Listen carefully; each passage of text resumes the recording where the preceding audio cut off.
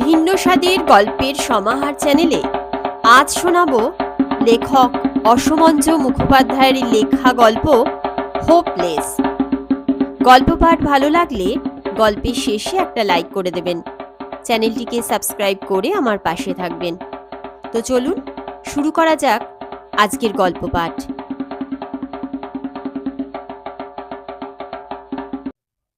অবশেষে উভয়ের প্রেমে পড়িল। কেমন করিয়া এই অঘটন ঘটিল তাহা কেহই বলিতে পারে না। শ্রীমানটি ছিল ভবানীপুরে, শ্রীমতী ছিল কালীঘাটে। একদা কোন ফাঁকে আলাপ হলো দোহে, সন্ধ্যায় লেকের মাঠে। তখন একদিন সন্ধ্যায় লেকের কুঞ্জবনের তলে বসিয়া মতিলাল বলিল, তোমাকে না পেলে আমি ওই সামনের রেল লাইনের ওপর শুয়ে পড়ে ট্রেনের চাকার তলায় প্রাণ দেব। সবিতা বলিল, আর আমি তাহলে লেকের জলে ডুবব। আকাশের প্রান্তে বড় এক ফালি চাঁদ উঠিয়াছিল। সেই দিকে চাহিয়া মতিলাল কহিল, তোমাকে আর এক দণ্ড না দেখে আমি থাকতে পারি না সবু। কিভাবে যে সারাটা দিন ছটফট করে কাটিয়ে বিকেলের অপেক্ষায় থাকি আমি জানি। মতিলালের একখানা হাত নিজের হাতের মধ্যে লইয়া সবিতা কহিল, আমার মনের কণ্ঠে মতির মালা হয়ে তুমি 24 ঘন্টাই দুলছ। যখন চোখের সামনে তোমাকে পাই না, তখন চোখ বুজলে তোমাকে পাই। দিন দুই পরে একদিন দুপুরবেলা মতিলাল অতি মাত্রায় কাতর হইয়া ভূপেনের বৈঠকখানায় ঢুকিল ও পাখার সুইচটা টিপিয়া দিয়া তক্তপোষের উপর চিত হইয়া শুইয়া পড়িয়া কহিল, উফ! ভূপেন সম্পর্কে তাহার জ্ঞাতি ভাই, বয়সে 5-7 বৎসরের বড়। ভূপেন কহিল, কি হলো রে মতে, ওরকম করে শুয়ে পড়লি কেন? উফ! গেলুম ভূপিদা। বেশি তো ছিলি, আবার তোর বুক ধরফরানি আরম্ভ হলো নাকি রে? বুক চাপিয়া ধরিয়া চক্ষু বুজাইয়া মতিলাল কহিল, ভয়ানক! বাঁচাও ভূপিদা, বাঁচাও। না, তোকে নিয়ে আর পারা গেল না। তোর বিয়ের তো সব ঠিকঠাক করে ফেলেছি। সেই পদ্মরানী মেয়েটিকে একদিন। আরে রাম রাম, সেই জঘন্য মেয়েটাকে! তোমরা যে কি করো না! তা তুই আর কোনো মেয়েকে পছন্দ টছন্দ করে থাকিস যদি তা খুলে বল না, খুড়িমাকে বলে আমি রাজি করাবো এখন। লাফাইয়া উঠিয়া মতিলাল কহিল, তাই করাও ভূপিদা, নইলে আমি প্রাণে বাঁচব না। তোমার পায়ে পড়ি। তুমি। তোর পছন্দ হয়েছে? খুব। স্বভাব চরিত্র বা দেখতে শুনতে ভালো তো? একেবারে অতি চমৎকার। একে জোগাড় করলি কোত্থেকে? নাম কি মেয়েটির? সবিতা। সবিতাকে না পেলে ভূপিদা আমি আত্মহত্যা করব। তোমার পায়ে পড়ি ভূপিদা। পায়ে পড়ার বদলে মতিলাল ভূপেনের হাত দুইটা জাপটাইয়া ধরিয়া তাহার বাকি কথাগুলো সকাতর চাহনি দ্বারা প্রকাশ করিল। বিধবা মায়ের মতিলাল একমাত্র সন্তান। ভূপেনের সাহায্য বা পরামর্শ না লইয়া মতির মা কোনো কাজই করেন না। ধরিতে গেলে ভূপেনই ও বাড়ির অভিভাবক।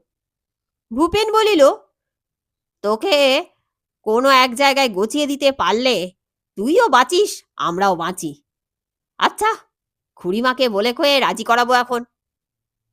মতিলাল প্রফুল্ল মনে ভূপেনের পায়ের ধুলা লইয়া প্রস্থান করিল।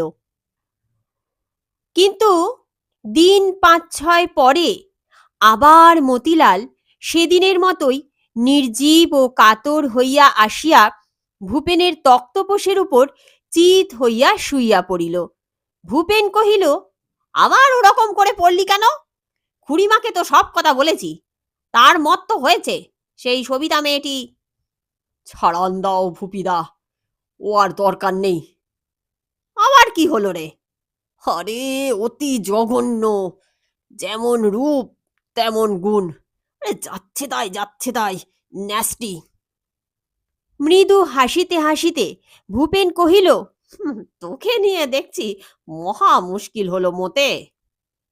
বুকটা চাপিয়া ধরিয়া মতিলাল কহিল, এইবার ভুপিদা মুশকিলের আসান হবে তোমাদের, এইবার ঠিক মরব। উফ! আবার বুক ধরফরানি শুরু হলো নাকি রে? হ্যাঁ রে, মতে?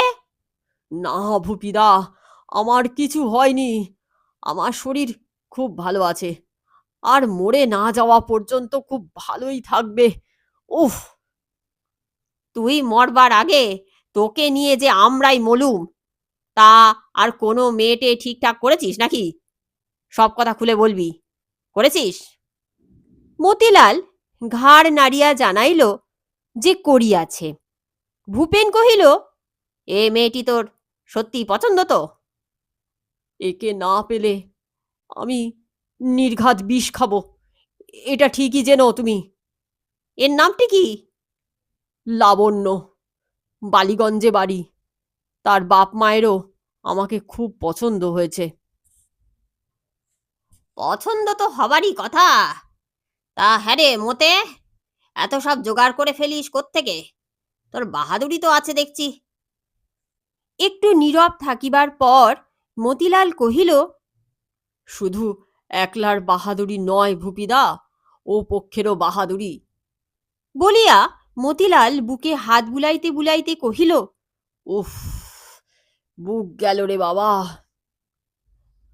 বালিগঞ্জ, লাবণ্যদের বাটি। মতিলাল লাবণ্যের মুখের পানে চাহিয়া থাকিয়া কহিল, যুগে যুগে তুমি আমারই, আমি তোমারই লাবু, ছিলুম, আছি এবং থাকব। প্রশান্ত আনন্দ ভরে লাবণ্য কহিল, স্বপ্ন রাজ্যের ভেতর এতদিন আমরা দুজনে দুজনকে খুঁজে বেড়াচ্ছিলুম। জীবনের এক শুভতম ক্ষণে দুজনে দুজনকে পেয়ে গেলুম। মা আসছে। লাবণ্যের মা দুই হাতে 2 কাপ চা লইয়া প্রবেশ করিলেন। চা খাও বাবা। কর্তা তোমার টাকা 200 পেয়ে কি আহ্লাদ! বলেছিলেন 2 দিন পরে আমার জামাই হবে বটে, কিন্তু আমার জামাই তো নয়, আমার ছেলে। হ্যাঁ বাবা মতিলাল, এ টাকা যে দিলে, তোমার মা রাগ টাগ তো করবেন না? চায়ের বাটিতে চুমুক দিতে দিতে মতিলাল কহিল, মাহা তো জানেন না, আর ও টাকা তো আমার নিজের। সুখে থাকো বাবা। লাবু, চা খাওয়া হলে মতিলালকে পান এনে দিও। বলিয়া লাবণ্যর মা ঘর হইতে বাহির হইয়া গেলেন। লাবু, পান্নার দুল জোড়াতে তোমার সুন্দর মুখখানা আরো যে কত সুন্দর দেখাচ্ছে তার কি বলবো। 70 টাকা দাম দিয়ে কিনে এনেছো, ভালো হবে না? তা এ পেতনির জন্যে এতগুলো টাকা? মুখের কথা কাড়িয়া লইয়া মতিলাল কহিল, অতগুলো টাকা? যদি ইন্দ্রের মতো স্বর্গরাজ্যের অধিপতি হতুম, তাহলে সে স্বর্গরাজ্য তোমার জন্যে অকাতরে আমি দিতে পারতুম লাবু। মতিলালের প্রতি অপাঙ্গ দৃষ্টিতে আনন্দের ঢেউ তুলিয়া দিয়া লাবণ্য পান আনিতে উঠিয়া গেল। আজ 20-এ, 26-এ শ্রীমতী লাবণ্যের সহিত শ্রীমান মতিলালের শুভ বিবাহ। কিন্তু বেলা 5:47 সময় মতিলাল পূর্ব বারের ন্যায় বহুকালের রোগীর মতো টলিতে টলিতে বাহির হইতে আসিয়া শয্যার উপর শুইয়া পড়িল। প্রভেদের মধ্যে এবার নিজের বাড়ি এবং নিজের শয্যা, এবং এবার চিত নহে, উপুর। নিচের দালানে তখন ভূপেন আসিয়া মতিলালের মাতার সহিত কি সব কথা কহিতেছিল।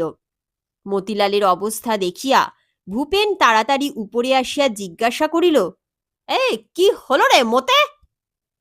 শিগগিরই একজন ডাক্তার আনো ভূপিদা, বোধহয় হার্ট ফেল হয়ে যেতে পারি। কেন, আবার তোর হলো কি? এই কটা দিন বাদেই তো। কম্পিত কাতর কণ্ঠে মতিলাল কহিল, সে আর হবে না ভূপিদা। হবে না মানে? হবে না মানে হবে না। সে আর একজনকে বিয়ে করে ফেলেছে। বলিস কি রে? হ্যাঁ, কিন্তু আমি সেই গানের মাস্টার বেটাকে যদি না খুন করি তো আমার নাম মতিলাল নয়। উত্তেজিত হইয়া মতিলাল ঘুষি পাকাইয়া উঠিয়া বসিল। কয়েক সেকেন্ড নির্বাক থাকিবার পর ভূপেন কহিল, না, তোর বিয়ে নিয়ে দেখছি মুশকিলেই পড়া গেল। একেবারেই যাকে বলে হোপলেস। কিন্তু ভূপেন যাহাই বলুক না কেন, হোপলেস কিছুতেই নয়। কারণ ৩-৪ দিন পরেই দেখা গেল সিনেমা হাউসের সামনে মতিলাল আরও একটি তরুণীর হাত ধরিয়া দাঁড়াইয়া আছে এবং দুজনেরই চোখে মুখে হাসি ছিটকাইয়া পড়িতেছে।